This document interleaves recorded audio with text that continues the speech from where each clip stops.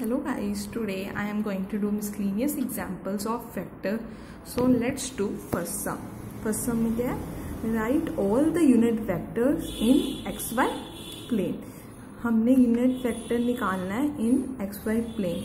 हम पहले मान लेते हैं let unit vector be A vector और हम ए वेक्टर को क्या मान लेंगे एक्स आई कैप प्लस वाई जे कैप प्लस 0 के कैप. उन्होंने बोला एक्स वाई प्लेन में जेड प्लेन तो है ही नहीं, तो हम इसको 0 के कैप मान लेंगे. ठीक है, अब हमारे पास उन्होंने क्या बोला हुआ यूनिट वेक्टर इन एक्स वाई प्लेन. तो सपोज करो ये हमारे पास एक्स प्लेन है, ये वाई प्लेन है.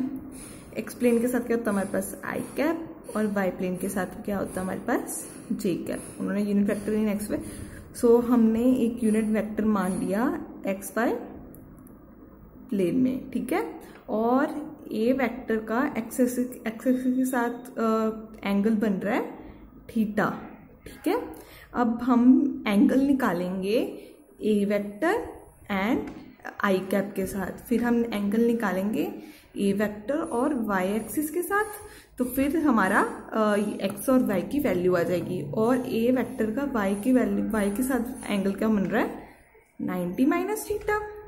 अब पता नहीं बुक में क्या दिया हुआ, मैं आपको सबसे इजीएस्ट वे बता रही हूँ. सबका बुक में बहुत टिपिकल सा दिया हुआ है. अब हम निकालेंगे angle A making a vector making angle theta with x I cap. ठीक है, ए वेक्टर थीटा बना रहा है एक्स एक्सिस का. एक्स एक्सिस को हम क्या लिख सकते हैं आई कैप भी लिख सकते हैं. और एंगल का फॉर्मूला क्या होता है angle between A vector and I vector equals to theta. तो हम यहाँ पर थीटा का फॉर्मूला लगाएंगे. कोस थीटा का फॉर्मूला क्या होता है ई वेक्टर आई वेक्टर. ठीक है ना, ये फॉर्मूला होता है ना ए वेक्टर का मैग्नीट्यूड आई वेक्टर का मैग्नीट्यूड और फिर कॉस थीटा. ए वेक्टर को तो हमें ये दिया, हम यहाँ पर पुट कर लेते हैं एक्स आई कैप प्लस वाई जे कैप और 0 के कैप तो उन्हें लिखना ही नहीं. आई कैप को हम क्या लिखते हैं एक्स आई कैप प्लस वाई जे कैप और वाई तो आएगा नहीं, सिर्फ एक्स ही आएगा. 0 जे कैप प्लस 0 के कैप. ठीक है, और ए वेक्टर का मैग्नीट्यूड तो उन्होंने ऊपर क्या बोला हुआ है यूनिट वेक्टर. यूनिट वेक्टर इसका मतलब मैग्नीट्यूड का होगा 1. तो ए वेक्टर का मैग्नीट्यूड क्या होता है ऊपर मैंने ऊपर बताया ना आपको भी 1 आ गया. और आई कैप तो एक यूनिट वेक्टर है, सो इसका मैग्नीट्यूड भी क्या होगा 1. और ये तो आ गया कॉस थीटा. एक्स को हमने इसके साथ मल्टीप्लाई किया, ये तो आ गया एक्स ही आ गया ना. और ये वाई को हमने इसके साथ ये तो 0 आ गया. एक्स की वैल्यू क्या हमारे पास आ गई कॉस थीटा.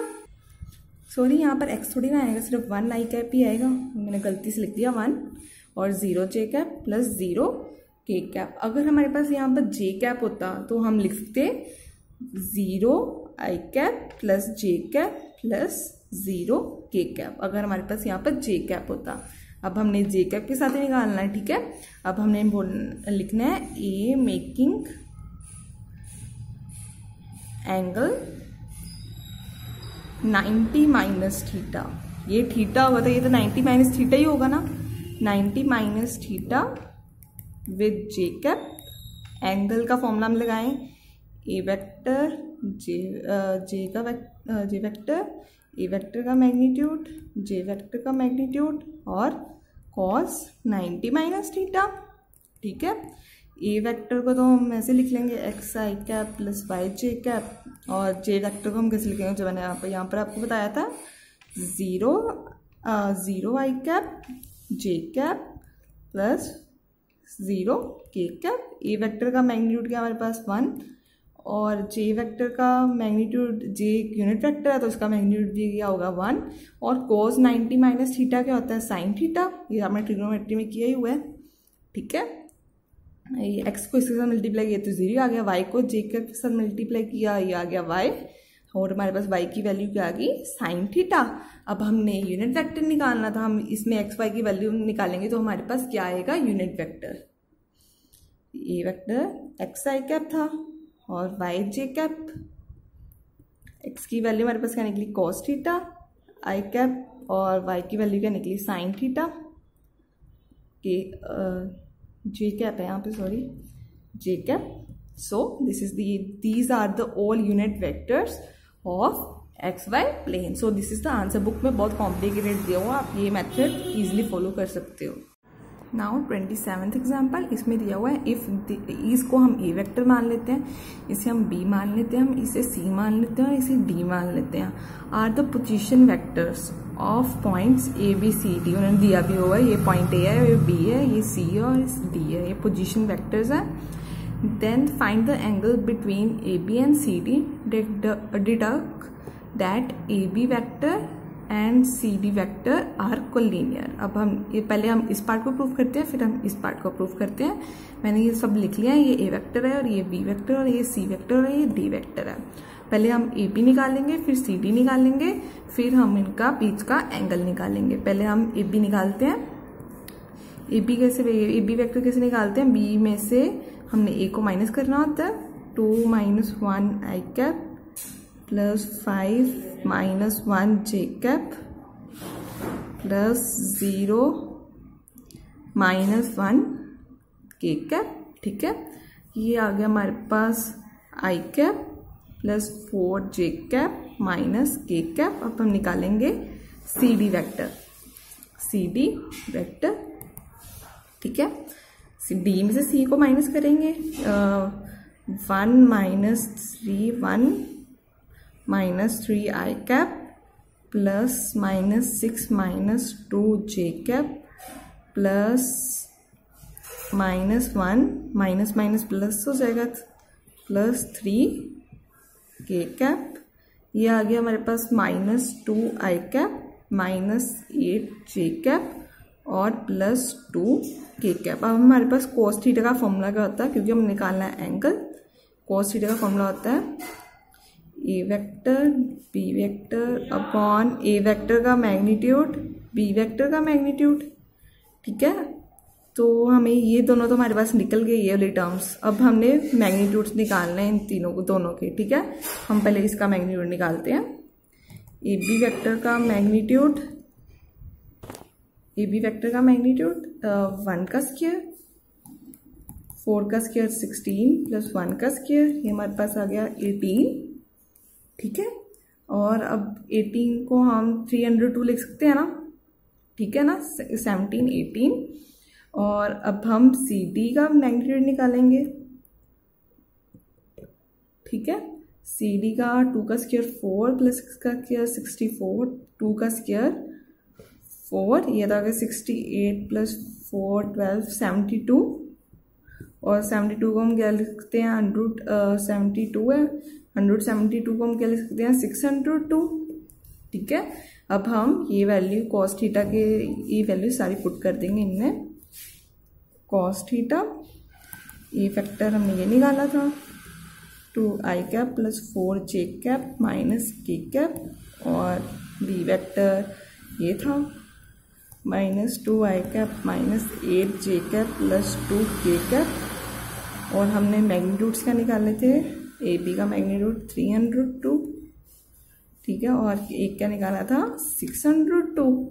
ठीक है, अब हम मल्टीप्लाई करेंगे, 1 × -2 प्लस 4 × -8, ये आ गया 32, और -1 × 2 -2, ये आ गया हमारे पास, ये नीचे क्या आ गया हमारे पास 18, √2 क्या होता है 2। ठीक है, और ये हमारे पास ऊपर आ गया -36/36, ये आ गया -1। और cos थीटा की हमारे पास वैल्यू आ गई -1, और तो थीटा की वैल्यू हमारे पास क्या आ गई पाई। ठीक है, तो ये तो हमारे पास थीटा की वैल्यू आ गई। अब उन्होंने क्या बोला है, deduce that A B vector and C D vector are collinear. अगर हमारे पास थीटा की वैल्यू पाई आ गई, इसका मतलब अगर हमारे पास ये ए वेक्टर है और ये हमारे पास बी वेक्टर है, तो इसका एंगल बीच में 180 है, तो ये तो हमारे पास प्रूफ हो ही गया कि ये कोलिनियर है, क्योंकि अगर पाई आ जाए तो इसका मतलब होता है कोलिनियर। अगर ये वेक्टर है और बी वेक्टर है, इसके बीच में एंगल 180 है, तो इसका मतलब ये तो कोलिनियर है ही है। सो this is the answer. Now 28th example. Let A, B, C be the three vectors such that A vector का मैग्नीट्यूड है हमारे पास 3 और B वेक्टर का मैग्नीट्यूड हमारे पास 4, C वेक्टर का magnitude 5 and each one of them being perpendicular to the sum of other two. Suppose करो हम A वेक्टर लेते हैं और उसका डॉट प्रोडक्ट दूसरे दो के साथ होगा, जो हमारे पास B और C ले जाएगा उसका सम। देन फाइंड, हमने ये फाइंड करना है। अब हमने क्या दिया हुआ है, पहले हम ये कंडीशन यूज करते हैं, each one of them being perpendicular to the sums of other two. हम ए वेक्टर लेते हैं पहले, परपेंडिकुलर मतलब उसका is perpendicular to the sum of other two. हमारे पास अदर टू क्या रहेंगे, बी और वेक्टर और सी वेक्टर ही रहेंगे। ठीक है, अब हम इन दोनों का डॉट प्रोडक्ट लेंगे, A vector dot B vector plus C vector 0, A vector dot B vector, इसको इसके साथ किया A vector dot C vector equals to 0। अब हम बी वेक्टर का दूसरे वेक्टर के साथ परपेंडिकुलर इज परपेंडिकुलर टू दूसरे ए बी वेक्टर तो हो गया, और अब हमारे पास क्या रहा, A vector plus C vector रहा। ठीक है, बी वेक्टर का dot product A vector plus C vector के साथ। ठीक है, ये अब हमारे पास B vector dot A vector plus B vector C vector equals to 0। अब हमारा C vector is perpendicular to A vector plus B vector और इनका dot product A vector plus B vector equals to 0। C vector dot A vector C vector B vector equals to 0। ठीक है, इतना तो समझ लग गया होगा। अब हमने क्या फाइंड करना है, ये तो हम इसे ऐसे लिख लेंगे, A vector plus B vector plus C vector. अब हम मैग्नीट्यूड का स्क्वायर करेंगे क्योंकि हमें ये चाहिए, तो हम इसको ऐसे लिख सकते हैं ना, B vector C vector A vector plus B vector plus C vector. ठीक है, अब हम इसे सॉल्व करते हैं, ए को पहले इसके साथ, फिर ए को इसके साथ, फिर ए को इसके साथ, सी के साथ। ये आ गया ए वेक्टर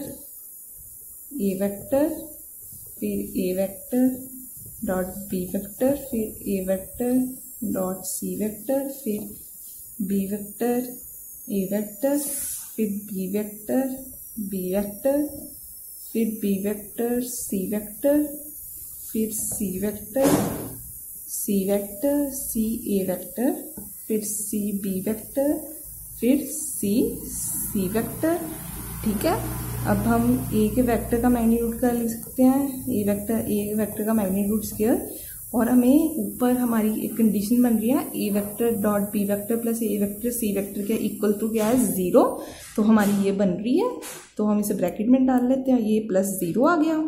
ठीक है, और ये बी वेक्टर, ये भी हमारी यही बन रही है, इक्वल टू 0 लिख सकते हैं ना हम इसे, ये तो ही बी का वेक्टर का मैग्नीट्यूड का स्क्वायर, इसे हम 0 लिख सकते हैं ना, ये आ गया प्लस 0 प्लस बी के वेक्टर का मैग्नीट्यूड का स्क्वायर, और हम पहले इसे लिख सकते हैं ना, सी के वेक्टर का मैग्नीट्यूड, और हम ये कंडीशन ये बन रही है तो हम इसे इक्वल टू 0 लिख सकते हैं, प्लस 0 आ गया, तो ये आ गया ए के वेक्टर का मैग्नीट्यूड का स्क्वायर प्लस बी के वेक्टर का मैग्नीट्यूड का स्क्वायर प्लस सी के वेक्टर का मैग्नीट्यूड का स्क्वायर। तो हमें ए वेक्टर क्या दिया हुआ था 3, ये 3 का स्क्वायर 9, और हमें बी वेक्टर का दिया हुआ था 4 का स्क्वायर 16, और सी वेक्टर का हमें दिया हुआ था 5 का स्क्वायर 25, ये हमारे पास आ गया 50।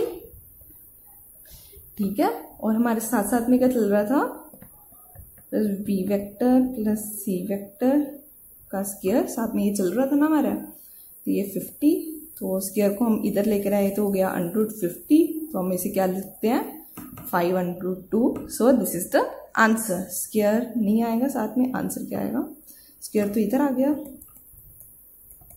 Plus C vector, so this is the answer, साथ में मैग्नीट्यूड भी।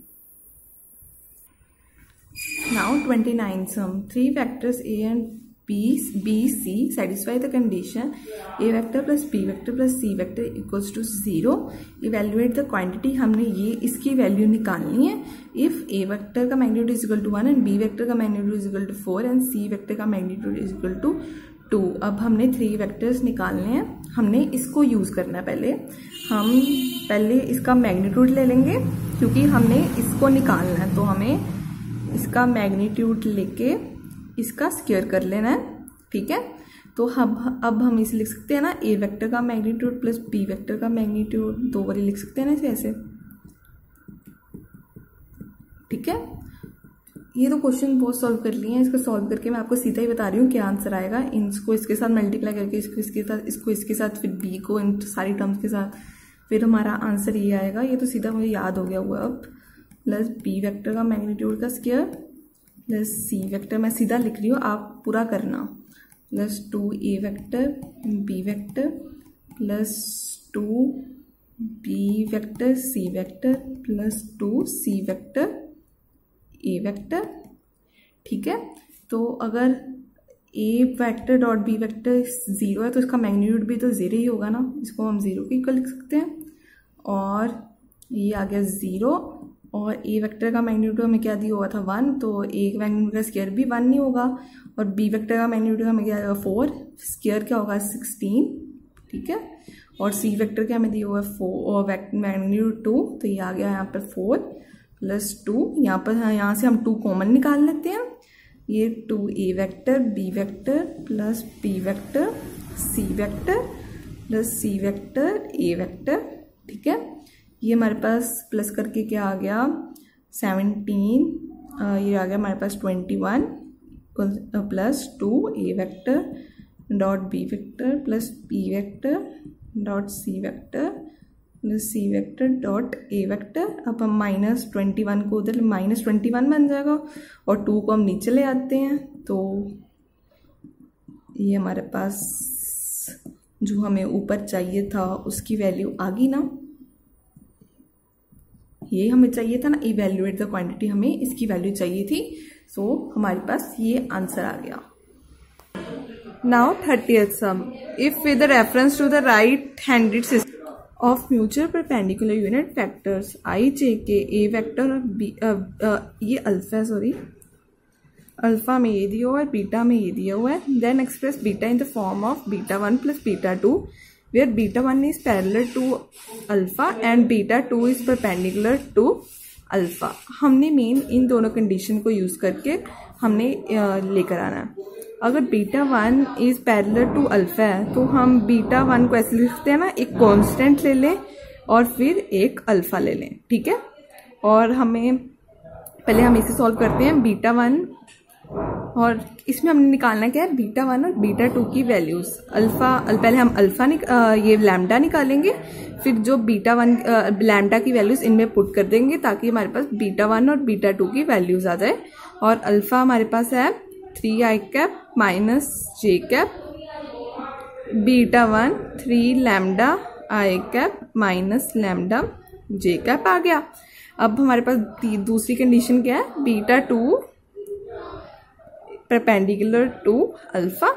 पहले हम बीटा 2 निकालेंगे, फिर ही हम बीटा 2 डॉट प्रोडक्ट अल्फा के साथ निकालेंगे, ठीक है। पहले हम बीटा 2 निकालते हैं, तो हम बीटा 2 यहाँ से निकालेंगे क्योंकि हमारे पास बीटा 1 भी यहाँ से है और बीटा भी है, तो हम यहाँ से बीटा 2 निकालते हैं। बीटा 2 क्या आ जाएगा, बीटा माइनस बीटा 1, ठीक है।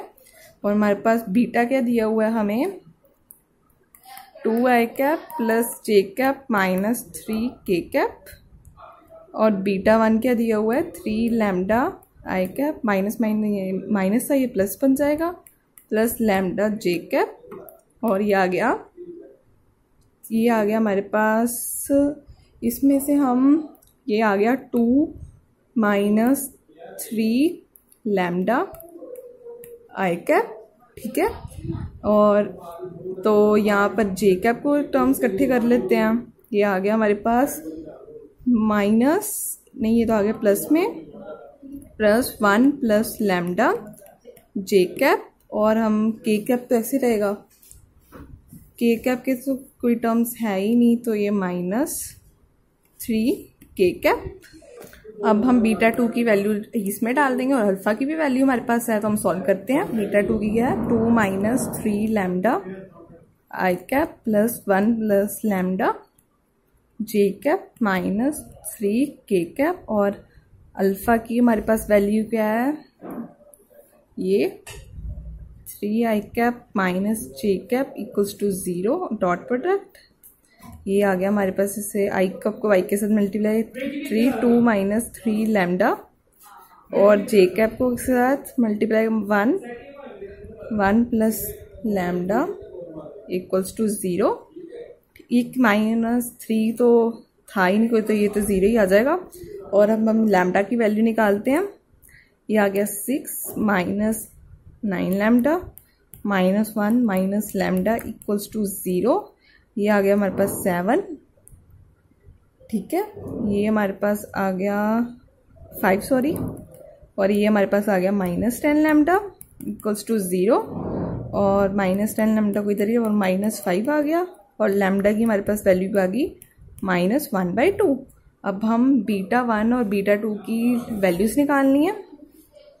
बीटा 1 की वैल्यू हमने 1/2 पुट कर दी। बीटा 1 क्या था, 3 लैम्डा आई कैप माइनस लैम्डा जे कैप, 1/2 पुट करते हैं यहाँ पे लैम्डा की जगह, ये 3/2 आई कैप हो गया, और -1/2 जे कैप। और बीटा 2 की अगर लैम्डा पुट करेंगे तो हमारे पास क्या आएगा, 1/2 आई कैप प्लस 3/2 जे कैप -3 के कैप। सो हमें ये दोनों वैल्यूज ही चाहिए थी। सो this is the answer. I hope आपको सारा समझ लग गया होगा। अगर आपको समझ लग गया प्लीज़ मुझे कमेंट बॉक्स में बताना आपको कैसी लगे सम्स।